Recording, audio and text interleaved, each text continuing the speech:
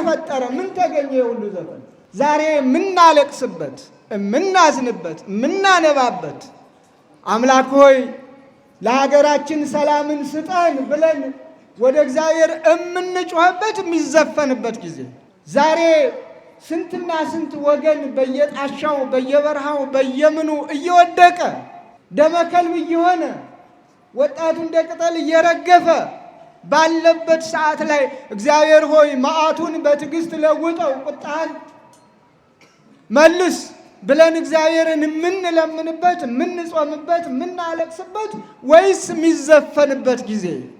ጥፊ ያላት ከተማ እንደዚህ ነው። የዛሬ ወጣት በስንት ነገር ነው ሃይማኖቱን የሚደራደርበት። ዳቦም አይሆን ሃይማኖት። ዳቦስ ሀገር ይሆናል? ዳቦስ ስልጣን ይሆናል? ዳቦስ እድሜ ይሆናል? ስንት ዳቦ ያላቸው ዳቧቸውን ጥለውት ሲሄዱ አላያችሁም? ስንት ባለስልጣናት ስልጣናቸውን ጥለው ሲሄዱ አላያችሁም? ስንቶች አሉ እዚህ አሁን አቅም ያለው አዲስ አበባ፣ ከዚያ የተሻለ አቅም ያለው ወደ ውጭ ሀገር፣ የገጠሩ ወደ ባህር ዳር፣ እንዲህ እያለ አይደለም ኑሮ።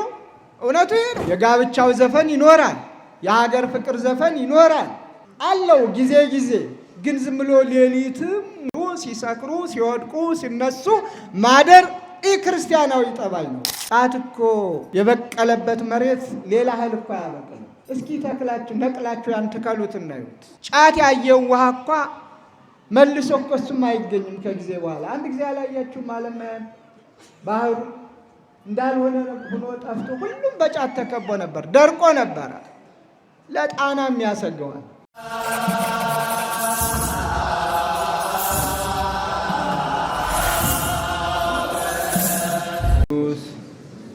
አሐዱ አምላክ አሜን። ክቡራን የሀገረ ስብከቱ የየክፍል ኃላፊዎች፣ ክቡራን ሊቃውንተ ቤተ ክርስቲያን፣ የገዳማትና የአድባራት አስተዳዳሪዎች፣ ክቡር መላከ ብርሃን አባ ክፍለ ማርያም የዚህ ቤተ ክርስቲያን ገዳም አስተዳዳሪ፣ የተከበራችሁ አባቶችና እናቶች፣ ወንድሞችና እህቶች፣ በአጠቃላይ እግዚአብሔር በቸርነቱ የጠራችሁና የሰበሰባችሁ የሊቀ መላእክት የቅዱስ ገብርኤል ወዳጆች በሙሉ እንደምን አደራችሁ? እንደምን አረፈዳችሁ? እንዴት ሰነበታችሁ? አምላካችን እግዚአብሔር ቅዱስ ፈቃድ ሆኖ ይህንን በዓል እንድናከብር የክብሩ ወራሾች እንድንሆን ከሩቅም ከቅርብም ከተለያዩ አቅጣጫዎች ሰብስቦ በቤቱ አገናኝቶናልና ክብርና ምስጋና ለእርሱ ይሁንልን። ሁላችሁንም እንኳን አደረሳችሁ።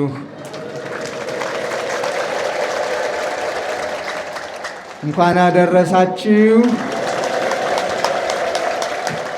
አሁንም እንኳን አደረሳችሁ። ሊቀ መላእክት ቅዱስ ገብርኤል የምስራች አብሳሪው፣ በችግር ደራሹ እንደ ዛሬው ሁሉ በረድኤቱ ጠብቆ ለሚመጣው ዓመት እንዲያደርሳችሁ እንዲያደርሰንም ቅዱስ ፈቃዱ ይሆንልን። ያስተማሩንን ሊቀ ሊቃውንት ስምዐኮነ መላክን ቃለ ሕይወት ያሰማልን፣ ቃለ ሕይወት ያሰማልን፣ ቃለ ሕይወት ያሰማልን። የሰማነውን በልቡናችን ያሳድርብን።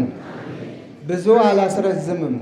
እንደተነገረው ከዚሁ ከአዲሱ ሕንፃ ቤተ ክርስቲያን ደረስ ብለን ወደዚሁ ወደ መንበረ ክብሩ ታቦቱን መልሰን ይዘን እንመጣለን። ለተወሰኑ ደቂቃዎች አዲስ ትምህርት ሳይሆን እንደ ክለሳም ላድርግና ትንሽ እንነጋገር።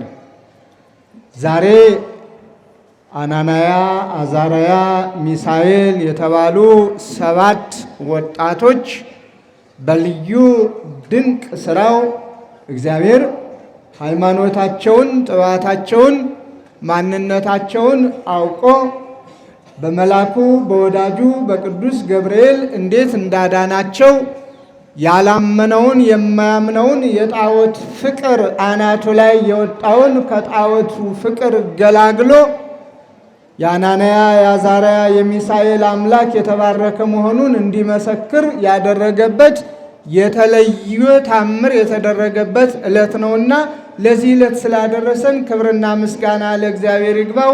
እንኳን ደስ አላችሁ፣ ደስ ይበላል። አናንያ አዛርያ ሚሳኤል የተናገሩትን ቅድም ሊቀ ሊቃውንት ነግረውናል። አምላካችን ያድነናል፣ ባያድነንም እንኳ አንተ ላቆምከው ምስል አንሰግድም የሚለውን ርዕስ አድርገው አስተምረውናል። ከአናንያ ከአዛርያ ከሚሳኤል ምን እንማር ነው የኔ ጥያቄ። ከአናንያ ከአዛርያ ከሚሳኤል ምን እንማር?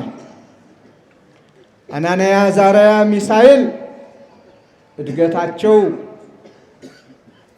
ክብራቸው በተጠበቀበት ወላጆቻቸው በከበሩበት ቅድመ አያቶቻቸው በከበሩበት እግዚአብሔር በሚመለክበት እግዚአብሔር በሚወደስበት ነቢያት ከእግዚአብሔር ጋር በሚነጋገሩበት እግዚአብሔር ድምፁን በሚያሰማበት ሊያደርገው የፈለገውን ነገር ሁሉ በነቢያቱ አድሮ በሚያናግርበት እንዲያም ሲል በመላእክቱ አድሮ መላእክቱን እየላከ ድንቅ ድንቅ ታምራትን ባደረገበት ወይም ባደረገባት በቅድስቲቱ ከተማ በምድረ እስራኤል በኢየሩሳሌም ነው እድገታቸው።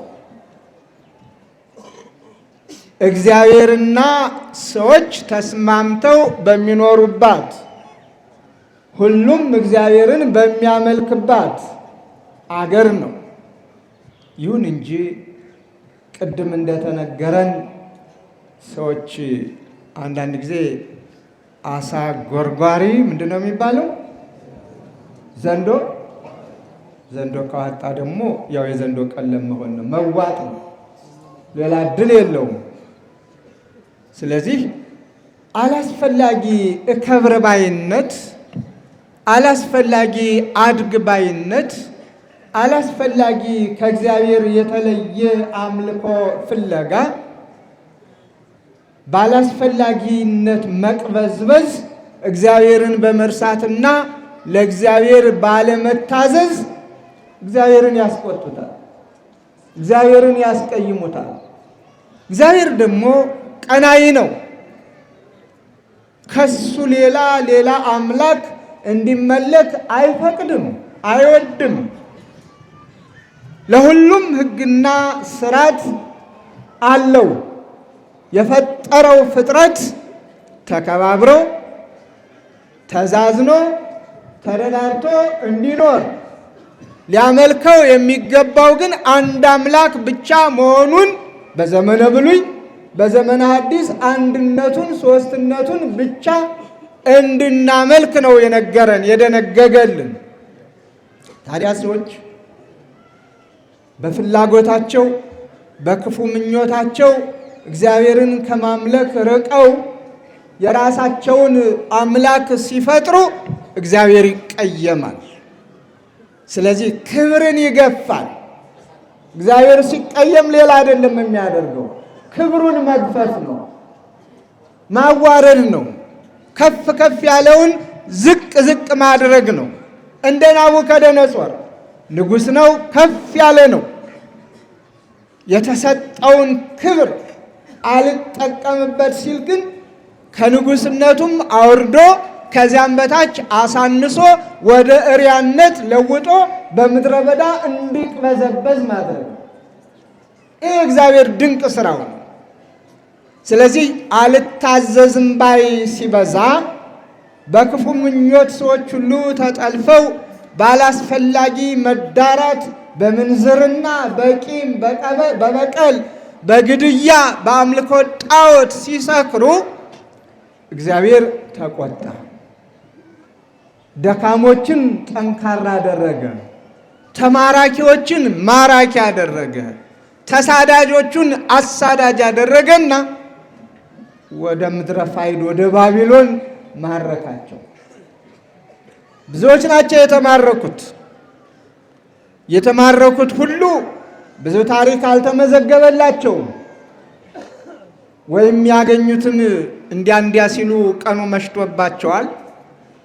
አለበለዚያም በመንገድ ተደነቃቅፈው ቀርተዋል። ስም አጠራራቸው ሳይጎላ ማንነታቸው ሳይረዳ እንዲሁ በባዕድ ሀገር ባዕድ ሆነው ቀርተዋል ማለት ነው። እነዚህ ስም አጠራራቸውን ያለወጡ ልብ አድርጉ። ስደት የውርደት ምልክት ነው። ስደት ማንነትን ያሳጣል። ስደት ክብርን ይቀንሳል። ስደት ዝቅ ዝቅ ያደርጋል። ስደት እኔነትን፣ እኛነትን ያጠፋል።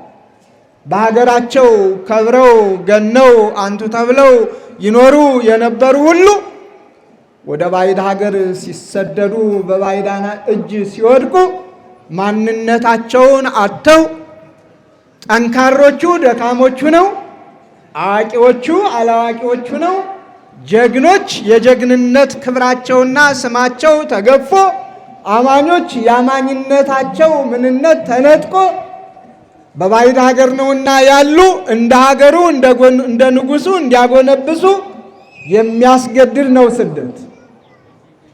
አናንያ፣ አዛርያ፣ ሚሳኤል በተሰደዱበት ሀገር ለነሱ መልካም ነገር ነው የገጠማቸው።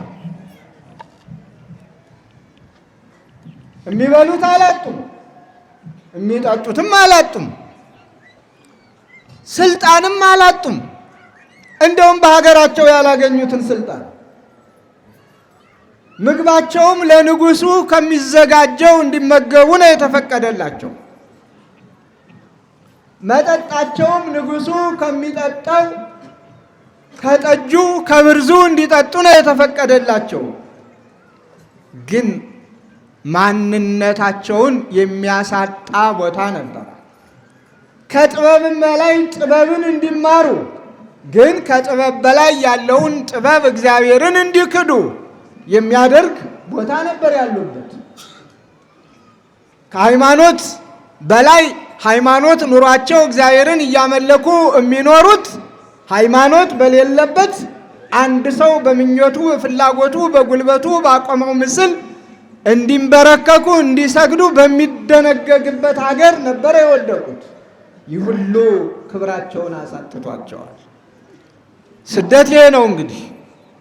ይሁን እንጂ እነሱ የሚበላ ካገኘን የሚጠጣ ካገኘን እኛ ምን ቸገረን፣ በዛውም ላይ ከተሾምን ከተማርን ካወቅን ከተመራመርን በባዕድ ሀገር እንዲህ አይነት ክብር ካገኘን የሚለው ነገር ለነሱ ቦታ አልነበረውም።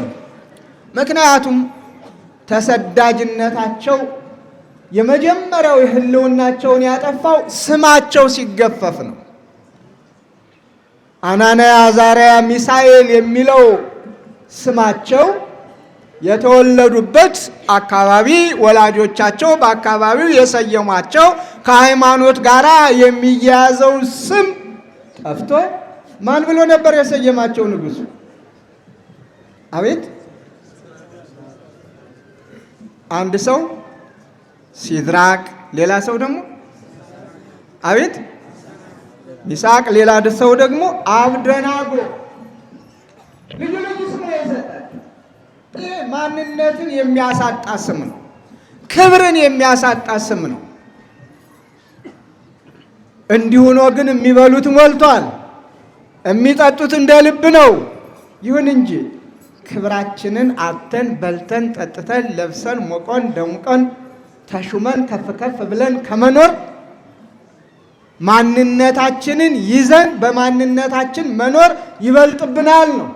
ትምህርቱን አንማርም አላሉም፣ ተማሩ፣ እውቀት ነውና። ግን የሚገባቸውን እውቀት ወሰዱ። ለእነሱም አይገባውን የባዕድ እውቀትና ትምህርት ግን አምዘገዘጉና ጣሉት። የሚማሩት ሁሉ ጠቃሚ አለመሆኑን መመርመር ግድ ይላል። በትምህርት ዓለም ውስጥ ስንፍና የስንፍና ትምህርት አለ። እግዚአብሔር የለም የሚል ትምህርት ቢኖር ስንፍና ነው። ግደል የሚል ትምህርት ቢኖር ስንፍና ነው። ስራቅ የሚል ትምህርት ቢኖር ስንፍና ነው። አመንዝር የሚል ትምህርት ቢኖር ስንፍና ነው። ቀማ ታገል የሚል ትምህርት ቢኖር ስንፍና ነው። ስለ ሀገር ክብር የሚደረግ ሌላ ነው። ስለ ወንጀል የሚደረገው ትምህርት ሌላ ነው በእያንዳንዱ ነገር። ስለዚህ እነዚህ ሶስት ወጣቶች ዕውቀትን እንደ ዕውቀት ወሰዱ። የሚገባቸውን ተጠቀሙበት፣ የማይገባቸውን ግን በሩቁ አውቀው አስቀመጡት። እንደ ምግብ ግን አንመገብም ይሄን ያሉት። ኃላፊው የነሱ መጋቢ እንዳይጠቁሩ እንዳይከሱ አደራ የተባለው ግን በብዙ ጭንቀት እባካችሁ የንጉሡን ትእዛዝ ሰምታችኋል፣ ጠቁራችሁ ከስታችሁ ጠውልጋችሁ ቢያይ ንጉሡ እኔ ነኝ የምቀጣ ተዋላቸው። ግድ የለህም እን ብቻ ጥሬ ትንሽ ጥሬ እየሰጠ እን ተመልከተን ከሌሎች ጋራ ነው ያሉት። ምክንያቱም የእግዚአብሔርን ክብር አጥተው እግዚአብሔር የሰጣቸውን ክብር አምዘግዝገው ንጉሡ ባዘጋጀላቸው ምግብ ፊታቸው ቀልቶ ደረታቸው ሰፍቶ ሆዳቸው ሞልቶ ከመኖር ይልቅ በእግዚአብሔር ፈቃድ በሃይማኖት ተሞሽረው እግዚአብሔርን አመስግነው አስመስግነው መኖርን ምርጫ ስላደረጉ አልተቀበሉትም። በእርግጥም ጋባዣቸውም አየ። እንዳሉትም በምግብ አልከሱም፣ አልጠቆሩም። ጥሬ ቆርጥመው እፍኝ ውሃ ጠጥተው የተዘጋጀውን ምግብ ሁሉ እምቢ ብለው ከበሉት ከጠጡት ከቀለብተኞቹ ይልቅ የተሻለ ወዝና ቁመና ቅርጽና ሕይወት ነበራቸው። በውስጥም በውጭም። ውስጥ ደስተኛ ካልሆነ በውጭ ያለው ሕይወታችን ቅባት የተባለውን ሁሉ ሰዎች ቢቀቡ፣ ወዝ የተባለውን ሁሉ ሰዎች ቢያወዙ ከንቱ ነው። ውስጥ ደስተኛ ሲሆን ውጭም ደስተኛ ይሆናል። ያኔ የሆነላቸው እምነታቸው። በዚህ ሰይጣን ቀና፣ በዚህ ሰይጣን አፈረ። ሰይጣን ደግሞ ማደሪያ አለው። ቀጥታ ሰይጣን ነኝ ብሎ ሰውን አሳስቶ ሰውን ጠልፎ ሰውን የጣለበት ጊዜ የለም። በማደሪያው እያደረ እያነሳሳ ብዙዎችን ይጥላል፣ ብዙዎችን የውድቀት መሳሪያ ያደርጋቸዋል።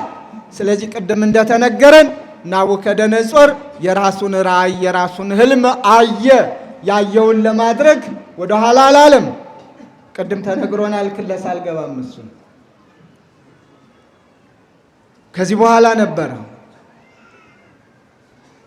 በህልሙ ያየውን ሁሉን ነገር ካጠናቀቀ በኋላ በምድሪቱ በግዛቱ ያሉ ወገኖች በሙሉ ልክ አሁን እኛ እንደተሰበሰብን ተሰበሰቡ። እጅግ ረጅም የሆነ ጣዖት አቁሟል። በልዩ ግንባታ ገንብቶ ያውም ከወርቅ ስፋቱን ቁመቱን 60 ልብ አድርጉ። ይህንን ካደረገ በኋላ እምቢልታው፣ ዋሽንቱ፣ መሰንቆው፣ ክራሩ፣ በገናው ሲደረደርና ሲመታ ሁሉም ለዚያ ጣዖት የማይንበረከክ የማይሰግድ የሚቀጣ መሆኑን ታወጀ። ምሕረት የሌለው አዋጅ በግዳጅ እኔ ያመለኩትን ካላመለካችሁ፣ እኔ ላቆምኩት ምስል ካልሰገዳችሁ ትሞታላችሁ የሚል አዋጅ። የሙዚቃ መሳሪያዎችን ደርዳሪዎቹ እየደረደሩ ዘፋኞቹ እየዘፈኑ ኃያላኑም ድኩማኑም ባለጸጎቹም ድሆችም ትንሾቹም ትልቆቹም እገሌ ወገሌ ሳይባል ለዚያ ጣዖት ሁሉም ተንበረከከ። ከነዚህ ከሶስቱ ጀግኖች በስተቀር እነሱ ዝቅ አለ። ሁሉም ሲሰግድ ሲንበረከክ ሲወድቅ ሲነሳ ባሉበት ቀጥ ብለው ቆመዋል። ይህንን ያዩ የሰይጣን ማደሪያዎች ንጉሥ ሆይ አንተ ከፍ ከፍ ያደረካቸው፣ አንተ ባለሟሎች ያደረካቸው፣ አንተ በአውራጃዎች የሾምካቸው አንተ ላቆምከው ምስል አልሰገዱም፣ አልተንበረከኩም፣ ትእዛዝህን አፍርሰዋል፣ ቃልህን አቃለዋል፣ ሕግህን አላከበሩም። ምን ትላለህ ነው ያሉት። በቁጣ ኃይል ተሞልቶ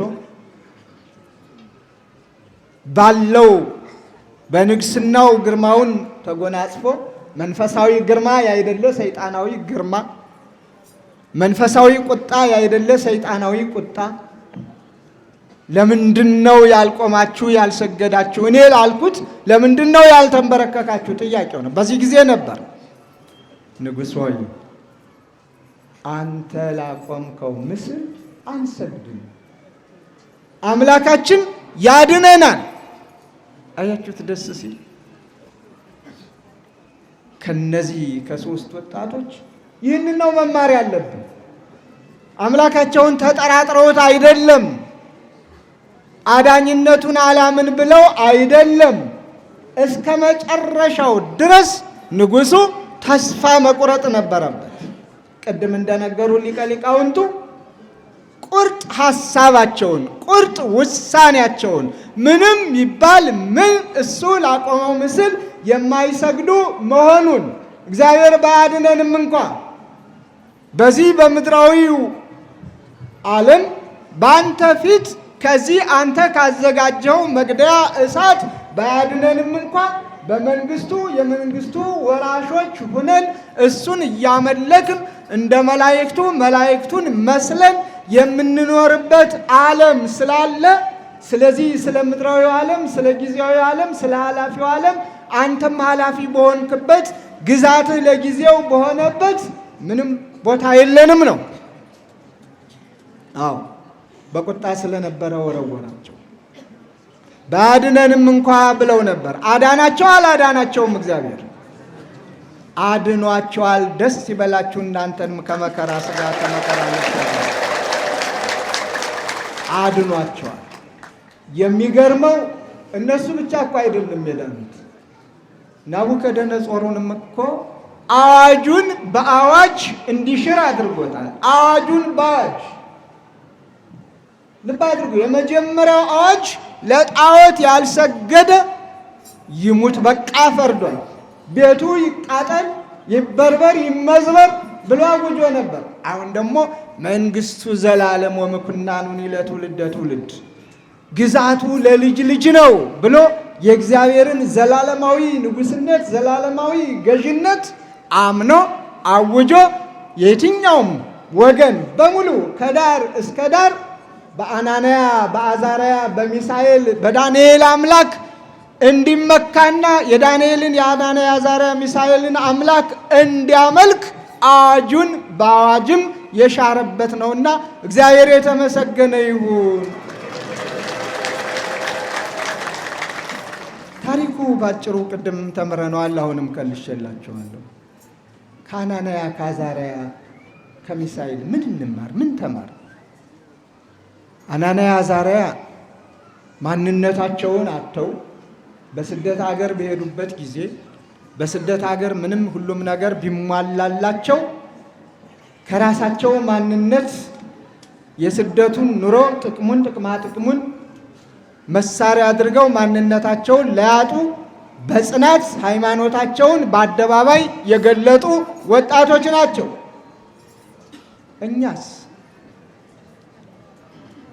እኛ ደግሞ መላው ጠፍቶን እንደውም በገዛ ሀገራችንም ስደተኞች ሆነናል አይደል? ዛሬ ሰው እኮ በገዛ ሀገሩ ስደተኛ እየሆነ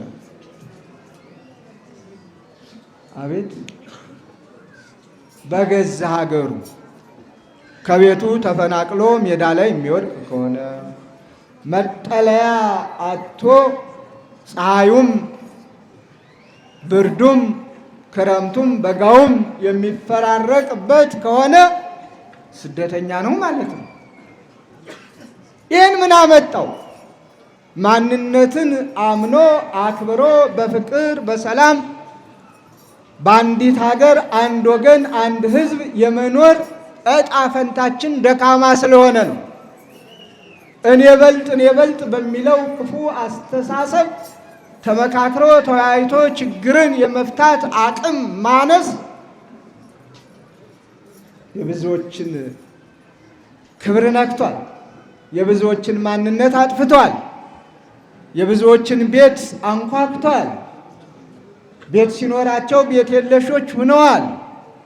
ይሄ ፀሐይ የሞቀው ሰው ያወቀው ሁላችን የምንረዳው ስለሆነ ብዙ ማለት አያስፈልገንም። በአናንያ በአዛርያ በሚሳኤል ችግር የተገኘው ቅዱስ ገብርኤል ዛሬም እንዲህ ተሰባስበን አማላጅነቱን አምነን የምንጠራው መልአክ እሳቱን አብርዶ የነገሩን እሳት፣ የጦርነቱን እሳት፣ የጥላቻውን እሳት አጥፍቶ በአንድነት በፍቅር በሰላም የምንኖርበትን ከአምላኩ ከፈጣሪው እንዲያማልደን የእግዚአብሔር ቅዱስ ፈቃዱ ይሁንልን። እግዚአብሔር ምልጃውን ይስማልን። አናንያ አዛርያ ሚሳኤል ወጣቶች ናቸው። ቅድም ተብለናል። አገሩ ምቹ ነበረ ለወጣትነት።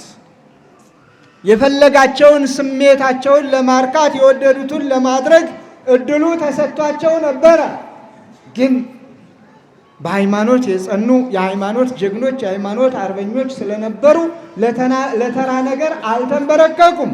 የዛሬውስ ወጣት ምን እየሰራ ነው? የዛሬው ወጣት ከሞላ ጎደል ከጥቂቶቹ በስተቀር አንዳንድ ጊዜ የክርስትና ደሴት በሚባለው የክርስትና አካባቢ በሚባለው እንኳ መልኩን እየቀየረ ነው። ባላስፈላጊ አደንዛዥ እጽ መስከር ተጀምሯል። እኔ በጣም የማፍርበት አንድ ነገር ልንገራችሁ። በጣም የማፍርበት የባህር ዳር ጫት ሲባል በጣም አፍራለሁ። አትሸማቀቁ። የባህር ዳር ጫት ምርጥ ሆኖ ለሌላው የሚሄድ ተብሎ ሁሉም ያንን ቋጥሮ መከራውን ሲያይ ባህር ዳር ላይ ጣና እኮ አቅፎ የያዛቸው የተቀደሱ ገዳማትን አቅፎ የያዛቸው የከበሩ አገር በቀል እጽዋትን አቅፎ የያዛቸው ለሰው ጤናማ ምግብ ሆነው የሚያገለግሉትን ልዩ ልዩ ፍሬያት የሚያፈሩትን እጅግ የሚያስጎመጁ ሰውነት የሚያፋፉ ከእግዚአብሔርም ጋር የሚያገናኙትን እንጂ የሚያሰክር የሚጥል የሚያስገመግም በመጽሐፍ እንደተጻፈው አይደለም፣ አልነበረም። ዛሬ ግን ይህንን የቅድስናውን ውሃ እንኳ ልዩ ልዩ አትክልቶች መጋቢ የነበረውን ውሃ እንኳ ጠልፈው የጫት ማብቀያ፣ የጫት ማምረቻ፣ የጫት መመገቢያ አድርገው ሲታይ ያማል። ምናልባት ሳንቲሙ አስጎምጅቷቸው ሊሆን ይችላል። ሳንቲሙ ወጣቶችን ማርኳቸው ሊሆን ይችላል። ሰይጣንም ደግሞ አውቆ እንደዚህ አይነቱን ነገር ከፍ ከፍ ያደርገዋል። የማይጠቅም ነገር ሁልጊዜ ውድ ያደርገዋል። በአቋራጭ ሰዎች ይከብሩ ዘንድ ያንን ሌትም ቀንም ተግተው እንዲሰሩ ያደርገዋል። አይታችኋል። ጫት እኮ የበቀለበት መሬት ሌላ እህል እኮ አያበቅልም። እስኪ ተክላችሁ ነቅላችሁ ያን ትከሉት እናዩት። ጫት ያየው ውሃ እኳ መልሶ እኮ እሱም አይገኝም ከጊዜ በኋላ። አንድ ጊዜ ያላያችሁም አለማያን ባህሩ እንዳልሆነ ሆኖ ጠፍቶ ሁሉም በጫት ተከቦ ነበር፣ ደርቆ ነበረ። ለጣናም ያሰገዋል። እርግጠኛ ሆኜ ነው የምነግራችሁ። እና እንደ አናንያ እንደ አዛርያ እንደ ሚሳኤል ያለው ትውልድ እንዴት በጫት ይደነዝዛል? የአናንያ የአዛርያ የሚሳኤል ትውልድ ዛሬ እኮ እነሱም አሉ፣ አልጠፉም።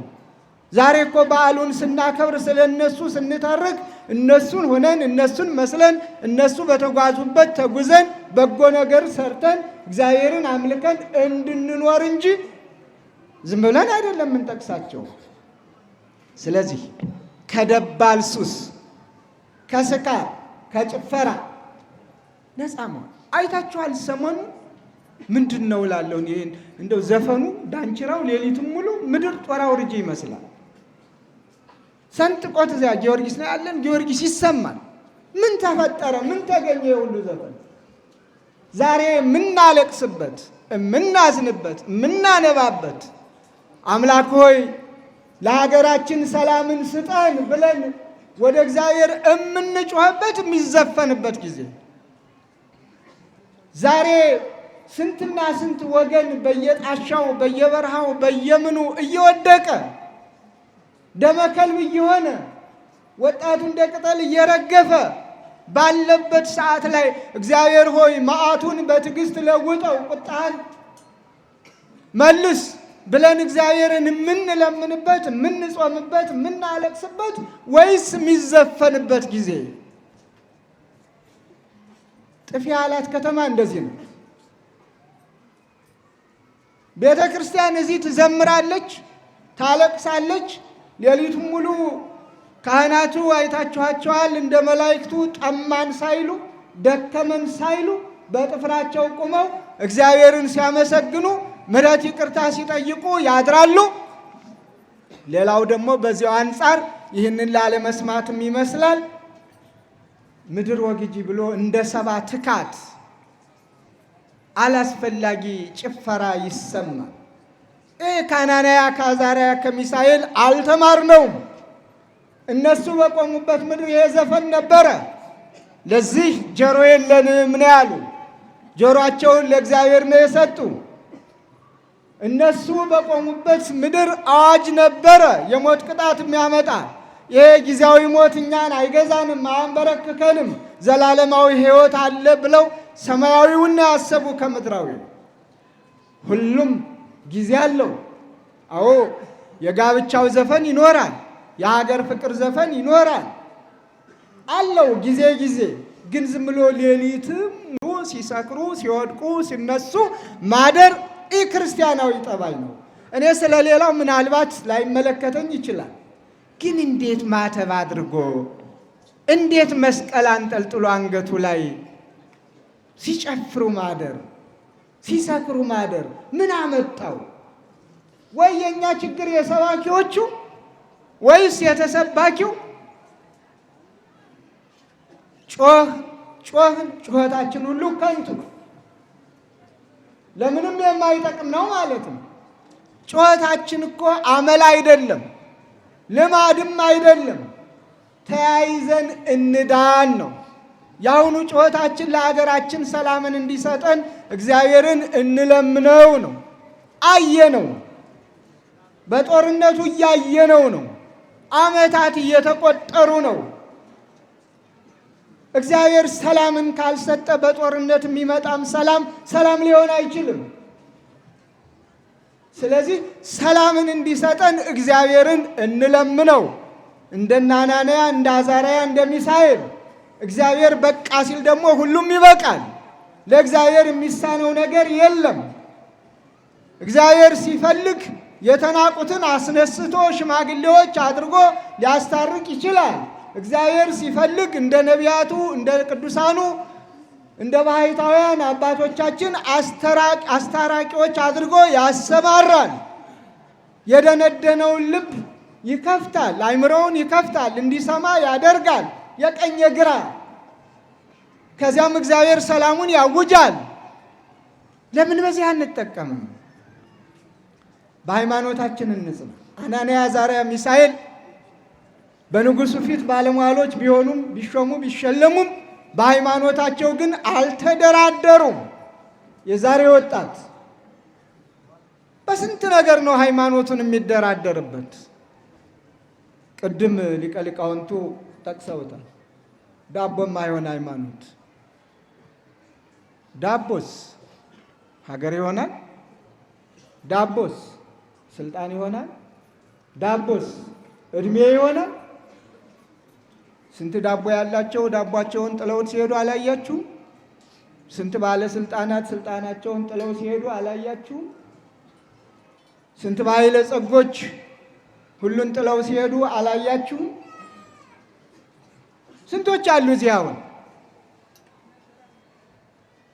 አቅም ያለው አዲስ አበባ፣ ከዚያ የተሻለ አቅም ያለው ወደ ውጭ ሀገር፣ የገጠሩ ወደ ባህር ዳር እንዲህ እያለ አይደለ ኑሮ።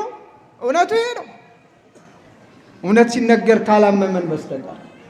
ስለዚህ በእንዲህ አይነት ሰዓት በእንዲህ አይነት ወቅት እግዚአብሔር ሆይ ማረን ነው። እግዚአብሔር ሆይ ይቅር በለን ነው። እግዚአብሔር ሆይ ሰላምህን ስጠን ነው። ጸሎታችን ይሄ ይሁን። ገብርኤል ሆይ የምስራች አብሳሪ ነህና ሰላምን አብስረን ነው። ጨልሞብናልና አሁንም አምላካችን በብርሃኑ እንዲጎበኘን አማልደን ነው። ብርሃን ይባላል በቤተ ክርስቲያናችንም ትምህርት። ፈኑ ብርሃነከ ብርሃንን ላክ ነው። በጨለማው ሲርመሰመሱ የነበሩ አባቶቻችን ወገኖቻችን ሰውና እግዚአብሔር በተለያየበት፣ እግዚአብሔር ከሰው ልጆች በራቀበት፣ ጽድቅ እውነት በጠፋበት፣ አምልኮት በተሰረዘበት፣ ሁሉም በከንቱ በደመ ነፍስ በሚመላለስበት ጊዜ ነቢያቱ ድምፃቸውን ከፍ አድርገው ያሰሙት ጩኸት ቢኖር ብርሃንን ላክ ነው።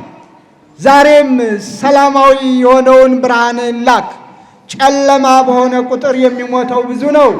ጨለማ በሆነ ቁጥር የሚፈሰው ደም ከንቱ ነው። ስለዚህ ብርሃንን አብራልን።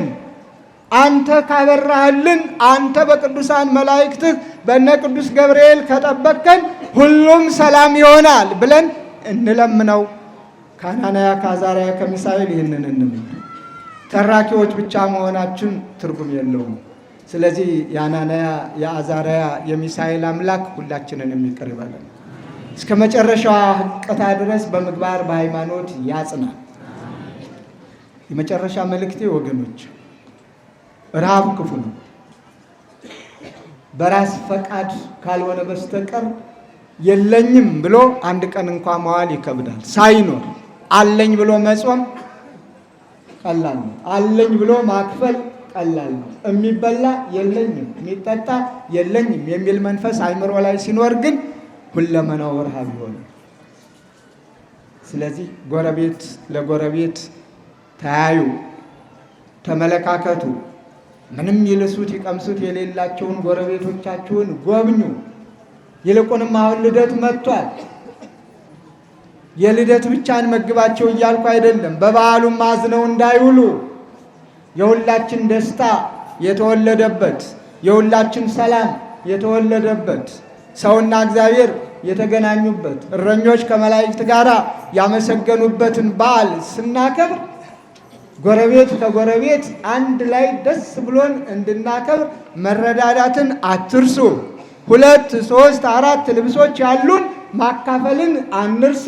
ለየሚሆነው ወጣቱ ለወጣቷ፣ አረጋውያን ሽማግሌዎች ለሽማግሌዎቹ፣ ባልቴቶች ለባልቴቶቹ፣ ካህናቱም ለካህናት፣ ሻል ያለው ካህን ትንሽ ደከም ላለው ካህን፣ መነኮሳቱም ለመነኮሳት፣ ሁላችንም ተረዳርተን ተዛዝነን እስከ ኖርን ድረስ የእግዚአብሔር ነን። አለበለዚያ በዓል ላይ ሲደርስ ብቻ እንዲህ ሞቅ ብሎን ደመቅ አድርገን በዓል አክብረን ደስ ይል ነበረ ብሎ መለያየቱ ትርጉም አልባ ነው የሚሆነው። ትርጉሙ የእግዚአብሔርን ቃል በተግባር ስንፈጽመው ብቻ ነውና እግዚአብሔር የተግባር ሰዎች ያድርገን። እስከ መጨረሻው ምቅታ ድረስ በሃይማኖት ያጽናል።